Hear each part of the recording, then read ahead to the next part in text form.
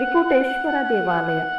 3 ಲಿಂಗಗಳು ಇಲ್ಲಿ ಇರುವುದರಿಂದ ಇದಕ್ಕೆ ತ್ರಿಕೂಟೇಶ್ವರ ಎಂಬ ಹೆಸರು ಬಂತೆಂದು ಹೇಳುತ್ತಾರೆ.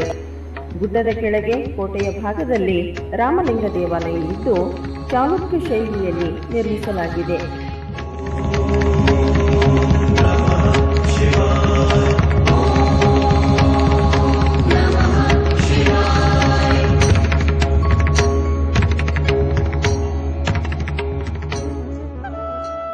ಈ ದೇವಾಲಯ ವಿಶಾಲವಾದ ಪ್ರಾಂಗಣವನ್ನು ಹೊಂದಿದ್ದು ನವರಂಗದಲ್ಲಿ ಚೌರಸ ಸ್ತಂಭಗಳು ಇದ್ದವೆಂದು, ಆದರೆ ಈಗ 8 ಕಂಬಗಳು ಮಾತ್ರ ನೋಡಲು ಸಿಗುತ್ತವೆ.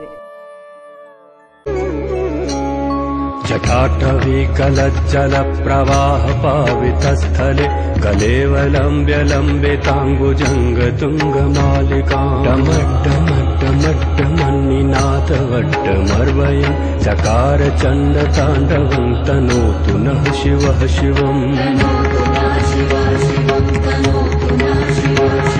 ಜಟಾಕಟಾಹ ಸಂಭ್ರಮ ಭ್ರಮನ್ನಿಲಿಂಪ ನಿರ್ಝರಿ ವಿಲೋಲ.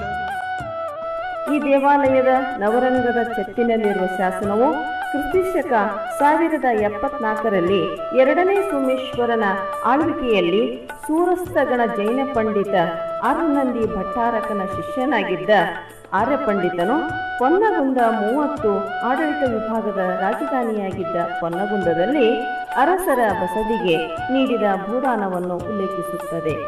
ಈ ಶಾಸನದಲ್ಲಿ ಶ್ರೀಕರಣ ದೇವನಾಯಕ, ಪೆರ್ಗಡೆ ನಾಕಿಮಯ್ಯ, ಪೆರ್ಗಡೆ ರೇವಣಯ್ಯ, ಕರಡ ಅಚಪಯ್ಯ ನಾಯಕ, ಎಲ್ಲಾ ಪ್ರಧಾನರುಗಳು, ಮಹಾಮಂಡೇಶ್ವರ ಲಕ್ಷ್ಮರಸ ಮೊದಲಾದ ಅಧಿಕಾರಿಗಳ ಹೆಸರುಗಳನ್ನು ಉಲ್ಲೇಖಿಸಲಾಗಿದೆ. ಈ ಶಾಸನವು ಉತ್ತಮ ಸಾಹಿತ್ಯ ಶೈಲಿಯನ್ನು ವ್ಯಕ್ತಪಡಿಸುತ್ತದೆ. ಈ ದೇವಾಲಯದ ಗರ್ಭಗೃಹವು ಭೂಮಟ್ಟದಿಂದ ಕೆಳಗಿದೆ. ಗರ್ಭಗುಡಿಯ ದ್ವಾರದ ಎಡಬಲದಲ್ಲಿ ವಿಶೇಷ ಕೆಸರಿನ ಕೆಲಸದಿಂದ ಕೂಡಿದ ಆಯತಾಕಾರದ ಕಪ್ಪು ಶಿಲಾ ಕಂಬಗಳಿವೆ.